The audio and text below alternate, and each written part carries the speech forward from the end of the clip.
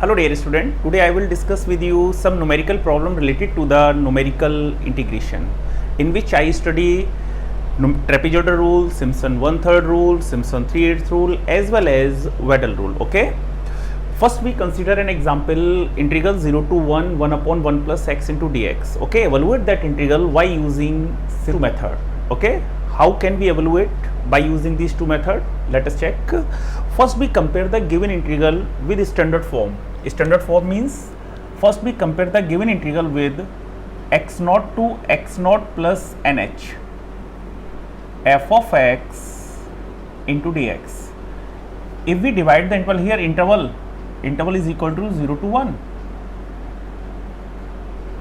If we check the interval of integration, it is equal to 0 to 1. If we divide that interval into n equal parts with step size h, okay, then compare the given integral with the standard integral. Here x naught is equal to 0 and x naught plus nh is equal to 1. Let us compare it. X naught is equal to 0, x naught plus nh it is equal to 1, and f of x is equal to 1 upon 1 plus x. F of x represent the integrand of the integration and x naught represent the lower limit, x naught plus nh represent the upper limit. अगर यहाँ मैं trapezoidal rule use कर रहा हूँ तो trapezoidal rule use करने के लिए जो ये इंटरवल है 0 to 1, इसको आप इस तरीके से इतने पार्टों में डिवाइड करो जिसमें आप 1 का डिवीजन हो जाए, विच इज़ डिविजिबल बाई 1. क्योंकि ट्रेपेजॉइडल रूल को जब हम फाइंड आउट करते हैं तो वहाँ पर n इज इक्वल टू मैं 1 लेके चलता हूँ, तो जो पार्ट्स में मैं डिवाइड करूंगा उसमें 1 का डिवीजन होना चाहिए. 1 का डिवीजन तो सभी नंबर्स में हो जाएगा. ओके, तो it means trapezoidal rule use करते टाइम पर आप कितने पार्ट में भी डिवाइड कीजिए, चाहे मैं 5 पार्ट में करूं, चाहे 6 में करूं, चाहे 7 में करूं, चाहे 10 में करूं, चाहे 12 में करूं, जितने ज़्यादा पार्ट्स में आप डिवाइड करेंगे न्यूमेरिकल एक्यूरेसी उतनी ही ज़्यादा अच्छी आती है. लेकिन ये फिजिकली पॉसिबल नहीं होता है कि मैं यहाँ पर बहुत ज़्यादा इंटरवल में डिवाइड करूँ. मैक्सिमम आप 10 या 12 पार्ट तक डिवाइड कीजिएगा, क्योंकि फिर लिखने के टाइम पर काफ़ी कैलकुलेशन बड़ी हो जाती है, बहुत टफ हो जाएगा वो. अगर इस इंटरवल को मैं डिवाइड करूँ, यहाँ आप n के लिए फ्री है, n के लिए फ्री है, इसका मतलब है कि मैं n को ऐसे पार्टों में डिवाइड कर सकता हूँ जिसमें मैं 1 का डिवीजन कर लूँ. तो अगर मैं n इज इक्वल टू यहाँ 10 ले लूँ, मैं इस इंटरवल को 10 इक्वल पार्ट्स में डिवाइड कर लूँ. अगर मैं 10 पार्ट्स में डिवाइड कर लूँ तो मैंने कंसिडर करता हूँ let n is equal to 10. मैं 10 ले सकता हूँ, मैं 5 ले सकता हूँ, मैं 6 ले सकता हूँ, 12 ले सकता हूँ, आपके ऊपर डिपेंड कर रहा है. ओके, क्योंकि सारे नंबर 1 से डिविजिबल होते हैं. मैं ट्रेपेजॉइडल से पहले सॉल्व कर रहा हूँ, लेकिन जब मैं सिम्पसन 1/3 यूज करूँगा उस केस में इसको डिवाइड करने के लिए इस तरीके से इंटरवल्स में डिवाइड करेंगे इसको कि वो 2 से डिविजिबल. यानी आप 6 पार्ट में करेंगे, 5 में नहीं कर सकते, 6 में कर सकते हैं, 8 में कर सकते हैं, 10 में कर सकते हैं. इसलिए मैंने इसे 10 पार्ट्स में डिवाइड किया है. तो इसमें मैं सिम्पसन 1/3 रूल भी अप्लाई कर लूँगा और ट्रेपेजॉइडल रूल भी अप्लाई कर लूँगा इसमें. ओके, तो दोनों को यूज़ करने के लिए मुझे एक ही टेबल की ज़रूरत पड़ेगी, बार बार मुझे टेबल कंस्ट्रक्ट करने की ज़रूरत नहीं पड़ती है. ओके, तो n इज इक्वल टू 10 में यहाँ पुट कर दूँ. अगर मैं n इज इक्वल टू 10 यहाँ पुट कर दूँ, x not is equal to 0, तो ये कितना आ जाएगा, 0 plus 10h is equal to 1. This implies that h is equal to 0.1. Fine, I hope इतना क्लियर हुआ. First we compare the given integral with the standard form and putting n is equal to n consider कर सकते हैं, n is equal to 10, 6, 11 कुछ भी लिख सकते हैं, जिस रूल का आप यूज़ कर रहे हैं. मैंने आपको उसको डिस्कस कर दिया है. We get h is equal to 0.1. Okay, अब मैं यहाँ पर एक टेबल कंस्ट्रक्ट करता हूँ न्यूमेरिकली इनको एवेल्यूएट करने के लिए. जरा यहाँ पे चेक कीजिएगा इसको. अगर यहाँ मैं एक टेबल कंस्ट्रक्ट करूँ, एक कॉलम में मैं लिख लेता हूँ x. ओके, नेक्स्ट टेबल में आपके पास फंक्शन कितना है हमारे पास, y is equal to F of X, it is equal to 1 upon 1 plus X. Fine, ये मैंने यहाँ वैल्यू पुट कर दी. x की वैल्यूज, x आपके आर्गुमेंट्स कहला रहे हैं, और ये फंक्शन की वैल्यू जो भी इंटीग्रेंट फंक्शन की वैल्यू आ रही है वो मैं यहाँ पे लिखता चला जाऊँगा. आप स्टार्ट कहाँ से करेंगे, x नॉट से. x नॉट हमारी इनिशियल वैल्यू कितनी है, 0, तो फर्स्ट वैल्यू मैं यहाँ पर लेके चलूँगा 0. एक्स नॉट पता है, नेक्स्ट वैल्यू क्या होगी, स्टेप साइज जब मेरे पास एच है तो नेक्स्ट वैल्यू होती है एक्स नॉट प्लस एच। इसमें अगर मैं एच ऐड कर दूं, एच इज इक्वल टू है 0.1, इसमें अगर मैं 0.1 ऐड करूंगा तो कितना आ गया ये, it is equal to 0.1, it is equal to 0.2, इसमें फिर 0.1 ऐड कर दो, 0.1 में एच ऐड करो, X not plus 2h, it means it is equal to 0.2, फिर इसमें 0.1 ऐड कर दो, 0.3, 0.4, 0.5, 0.6, 0.7, 0.8, 0.9 एंड लास्ट 1.0। क्लियर? अगर मैं चेक करूं ये एक्स नॉट हो गया, अगर मैं इस वैल्यू को चेक करूं कितना है ये एक्स नॉट है, और ये लास्ट वैल्यू हो गई हमारे पास एक्स नॉट प्लस 10h, क्योंकि मैंने n इज इक्वल टू कितने पार्ट्स में डिवाइड किया है, 10 पार्ट्स में, तो यहाँ n इज इक्वल टू मैंने कितना पुट कर दिया 10, तो X not plus 10h is equal to 1। Fine, इसके रिस्पेक्ट में ये सारे फंक्शंस की वैल्यू फाइंड आउट कर लो। अगर यहाँ मैं वैल्यू फाइंड आउट करूँ, x इज इक्वल टू यहाँ मैं 0 पुट करूँ तो कितना आ जाएगा ये 1/1 plus 0 is equal to 1/1 plus 0.1 is equal to 1/1 plus 0.2 is equal to 1/1 plus 0.3 is equal to 1/1 plus 0.4 is equal to 1/1 plus 0.5 is equal to, ऐसे में 1/1 प्लस 0.6 इज इक्वल टू, बहुत इजी हो जाता है, बहुत टफ नहीं है कैलकुलेशन भी।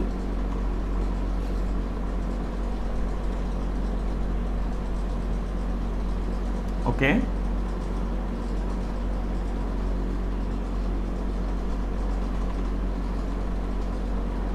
आप इसको न्यूमेरिकली कैलकुलेट कर सकते हैं, न्यूमेरिकली कैलकुलेट करके मैं इनकी वैल्यूज़ यहाँ पर पुट कर लूँ। ओके, तो ये जो वैल्यूज़ निकल के आ रही हैं, ये वैल्यूज़ हमारी निकल के आ रही है 1/1 कितना हो जाएगा ये, इट इज़ इक्वल टू 1। इनको डिवीजन करने के बाद हमारे पास ये न्यूमेरिकल वैल्यूज़ आ जाएंगे। जो ये हमारे पास सबसे फर्स्ट वैल्यू आ रही है, इसको हम लिखते हैं y नॉट।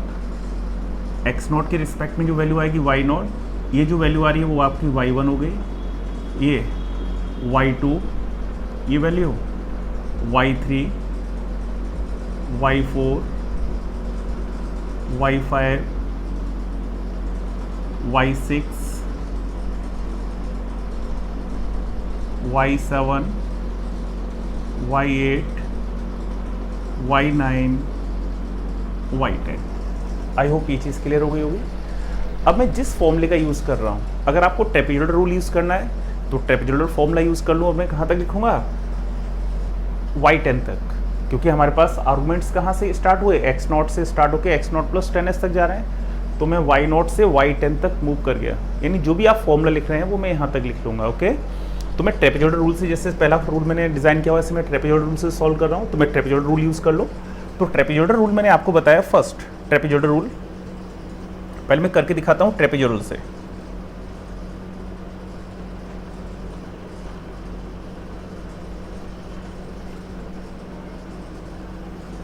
ट्रेपेजॉइडल रूल आप लिखेंगे कितने के लिए, 10 एलिमेंट्स के लिए।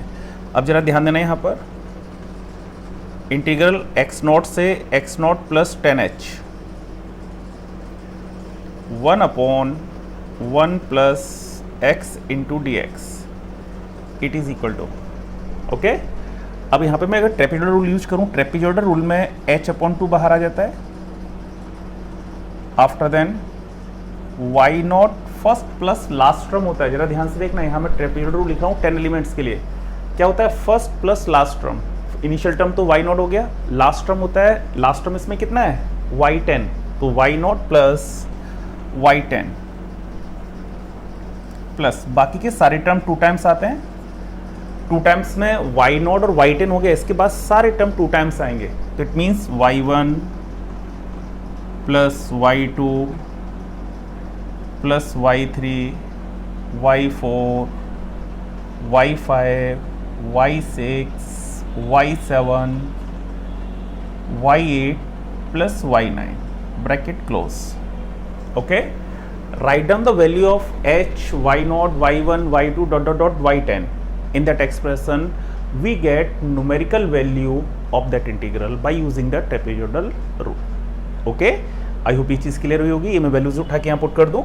Here h is equal to, अगर मैं यहाँ पर देखूँ h इज इक्वल टू कितना है 0.1, तो ये आ गया 0.1 upon 2 y not plus y not की वैल्यू 1, y10 0.5000, डेसिमल की कम से कम 4 प्लेसेस लेके चलिए, plus 2 times y1 means 0.9090, y2 means 0.8333 plus 0.7692 plus 0.7142 plus 0.6666 plus 0.6250 plus 0.5882, okay, plus 0.5555 plus 0.52631 plus 0.50, sorry okay, bracket close. y9 is equal to, मैंने value put कर दी है, y9 तक ही तो मूव करेंगे, कोई भी टर्म रिपीट नहीं होता है किसी फॉर्मूले में, आप इसे चेक कर सकते हैं। अब आप इसको सॉल्व कर लीजिए। सॉल्व करने के बाद जो न्यूमेरिकल वैल्यू आएगी, it represent the numerical solution of that integral by using the trapezoidal rule. Okay, अगर यही क्वेश्चन अब मुझे सिम्पसन 1/3 रूल से यूज करना है, अगर मुझे सिम्पसन 1/3 रूल से यूज करना है, सिम्पसन 1/3 रूल जो मैं जनरल क्वाड्रेचर फॉर्मूले से फाइंड आउट करता हूँ, n इज इक्वल टू 2 से लग के पता करता हूँ, मतलब जब n is equal to 2 put करता हूँ तभी तो मुझे वैल्यू फाइंड आउट होती है सिम्पसन 1/3 के लिए। तो जब मैं सिम्पसन 1/3 से करूँगा तो जो n होना चाहिए वो ऐसा होना चाहिए वो 2 से डिविजिबल हो। तो बेटा जब मैंने ये 10 पार्ट्स में डिवाइड किया, 10 is also divisible by 2, it means मुझे ये टेबल दोबारा बनाने की जरूरत नहीं है, केवल मुझे यहाँ ये फॉर्मूला दोबारा लिखना है सिम्पसन 1/3 के लिए। मैं सिम्पसन 1/3 का फॉर्मूला यूज़ कर लूँ, आफ्टर देन वहाँ पर जो भी डाटा आ रहे हैं वहाँ वैल्यू पुट कर दूँ, वहाँ से न्यूमेरिकल वैल्यू हमारे पास निकल के आ जाएगी। वो वैल्यू इस ट्रेपेजोइडल रूल के कंपेयर में ज़्यादा एक्यूरेट रूल से यूज करता हूँ। तो सिम्पसन 1/3 रूल हमारे पास क्या होता है, सेकेंड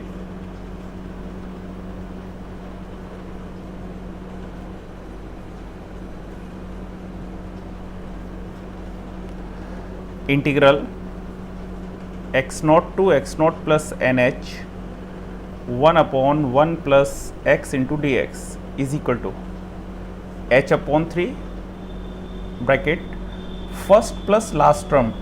फर्स्ट टर्म है हमारे पास y0, लास्ट टर्म है y10, तो ये आ जाएगा y0 plus y10 plus plus बेटा 4 टाइम्स, अगर मैं चेक करूं इस रूल में प्लस का 4 टाइम्स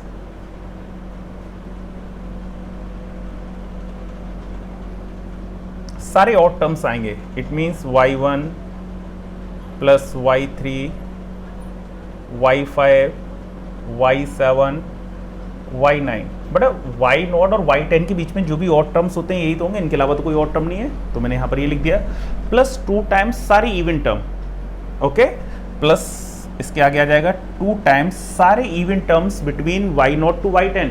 y0 नहीं लिखा जाएगा, y10 ही लिखा जाएगा क्योंकि ये बाउंड्री पॉइंट्स दोबारा नहीं आएंगे। तो इसके बीच में जो और इवन टर्म्स आ रहे हैं क्या क्या आ रहे हैं, y2 y4 y6 y8, fine, bracket close. अगर यहाँ पर मैं सारी वैल्यूज उठा के पुट कर दूं, h is equal to 0.1, okay, y0 आपको पता है, y1 पता है, y2 पता है, ये सारी वैल्यूज पता है, ये सारी वैल्यूज उठा के मैं यहाँ पुट कर दूं, इसको कैलकुलेट कर लूँ। कैलकुलेट करने के बाद जो इसकी न्यूमेरिकली एक्यूरेसी आएगी वो ज़्यादा होगी as compare to trapezoidal rule. तो ये सॉल्यूशन हो जाएगा with the help of Simpson 1/3 rule of that integral. Okay, I hope ये चीज़ समझ में आ गई होगी। इसकी जो न्यूमेरिकल वैल्यू निकल के आती है मैं यहाँ लिखे देता हूँ, इट इज 935 अप्रॉक्सीमेटली। ओके, अगर मैं ट्रेपेजोइडल रूल से सॉल्व करूं और अगर मैं इससे 1/3 से सॉल्व करूं तो 1/3 से हमारा क्वेश्चन ज़्यादा एक्यूरेट होता है। ओके, अगर यही क्वेश्चन आप फाइंड आउट कीजिए सॉल्यूशन इस क्वेश्चन का with the help of trapezoidal rule, Simpson 1/3 as well as 3/8 as well as Weddle rule, तो फिर इसे मैं जो डिवाइड करता वो डिवाइड करता ऐसे सब इंटरवल में डिवाइड कर लेता जिसमें 1 का भी डिवीजन हो जाए, 2 का भी हो जाए, 3 का भी हो जाए, 6 का भी हो जाए। तो उस केस में यहाँ मैं n इज इक्वल टू 6। अब देखो मैं नया क्वेश्चन आपको डिस्कस कर रहा हूँ। इससे मैं चारों रूल से इस इंटीग्रल को एवेलुएट करूंगा। Integral 0 to 1.5 X cube upon E raise to the power X minus 1 into D X. Actual में इस इंटीग्रल का यूज सही है जो मैं न्यूमेरिकल एनालिसिस से आपको सिखाऊंगा। इसको अगर मैं सादा इंटीग्रेट करना चाहूँ तो बहुत इजी पॉसिबल है नहीं जो मैं इसे इंटीग्रेट करूँ, क्योंकि जो इसका जो इंटीग्रेंड है ना ये इंटीग्रेबल नहीं है easily going in that interval.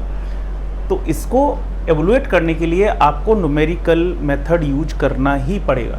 इससे पहले जो मैंने अभी क्वेश्चन बताया था उसे तो मैं डायरेक्ट भी इंटीग्रेट कर सकता था। ओके, 1/1 प्लस एक्स था, log 1 प्लस एक्स हो जाता, इंटीग्रेट करता, लिमिट आ जाती इसकी। लेकिन इसका मैं इंटीग्रेशन इस तरीके से नहीं कर पा रहा हूँ। ओके, जो इंटीग्रेंड है वो इजीली इंटीग्रेबल नहीं है। तो एक्चुअल में यूज आपका न्यूमेरिकल एनालिसिस का मैं यहाँ पर डिस्कस कर रहा हूँ आपको ये। ओके, तो आपके पास ये इंटीग्रल दिया हुआ है, कह रहा है कि evaluate that integral by using the all fall formula. Okay, evaluate that integral by using the trapezoidal rule, by using the Simpson 1/3 rule, by using the Simpson 3/8 rule, as well as Vedder rule. Okay, तो first we compare the given integral with the standard form x0 to x0 plus nh f of x into dx.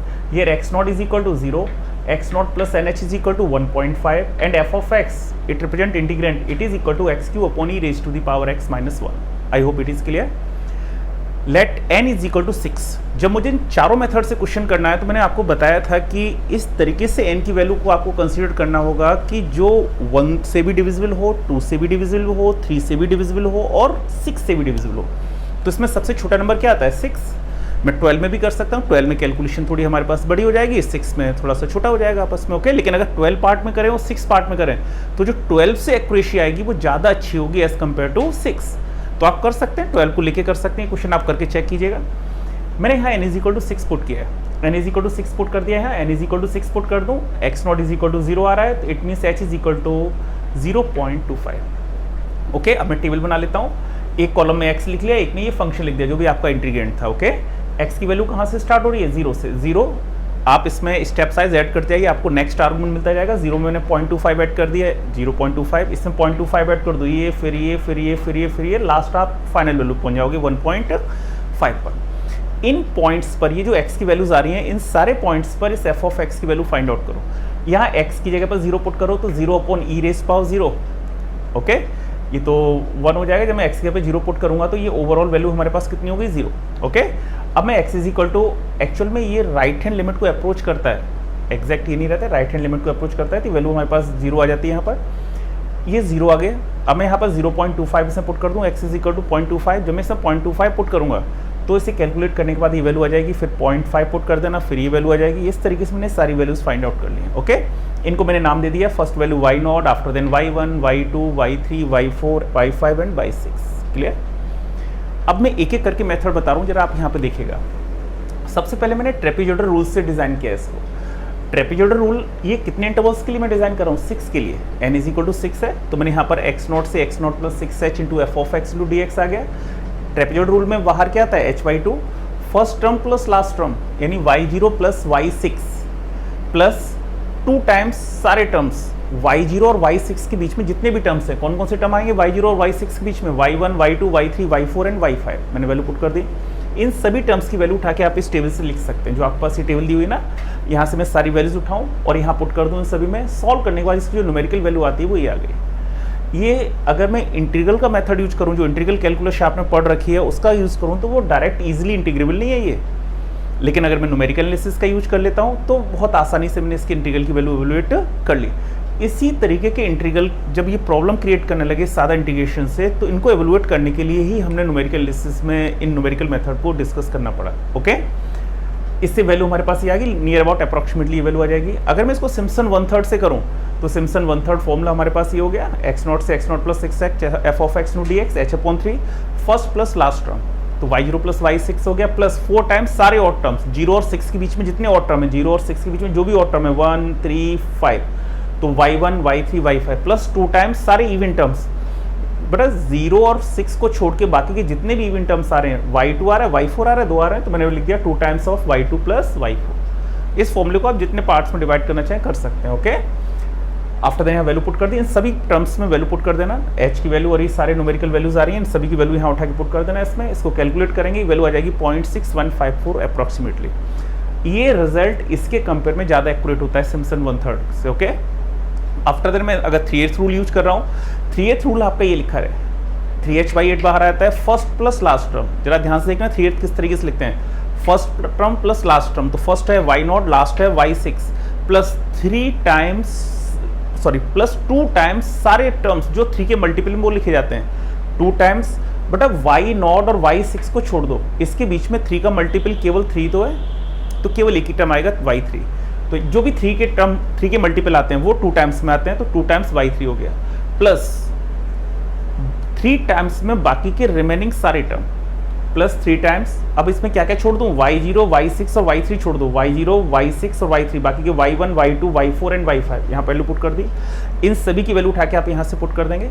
जैसे ही सारी values उठा के मैं यहाँ put करूंगा, numerically calculate करूंगा, ये वैल्यू नियर अबाउट अप्रॉक्सीमेटली 0.6179 के आसपास आ जाएगी। आई होप ये चीज़ क्लियर हो गया।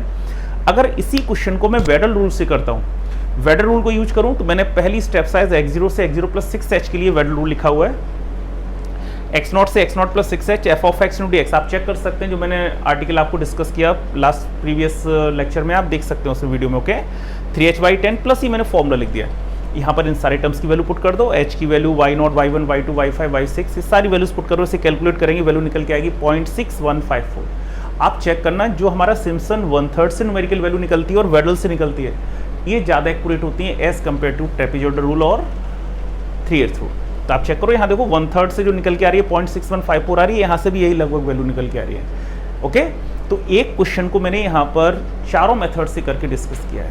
कभी कभी ये होता है कि ये कह देता है कि compare the given integral with accurate value या विद एग्जैक्ट वैल्यू, तो फिर मैं क्या करता हूँ, एग्जैक्ट वैल्यू मीन्स होता है कि इंटीग्रल को डायरेक्ट इंटीग्रेट कर लें, और डायरेक्ट इंटीग्रेट करने के बाद bye using the formula. Okay, अगर इंटीग्रेट करने के बाद जो न्यूमेरिकल वैल्यू निकल के आती है वो कहलाती है उसकी एग्जैक्ट वैल्यू, उनके और इसके बीच में जो डिफरेंस आता है वो आपका एरर हो सकती है इसमें। ओके, तो कभी कभी पूछ देता है तो कंपेयर करके लिख सकते हैं।